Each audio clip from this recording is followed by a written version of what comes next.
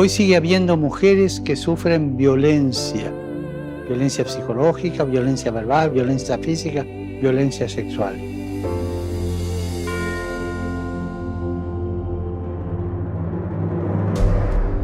Es impresionante el número de mujeres golpeadas, ofendidas, violadas.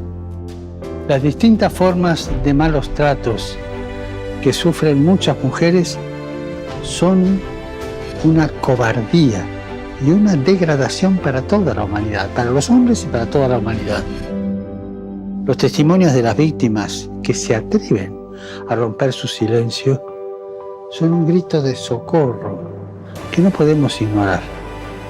No podemos mirar para otro lado. Recemos por las mujeres que son víctimas de la violencia, para que sean protegidas por la sociedad y para que su sufrimiento sea considerado y sea escuchado por todos.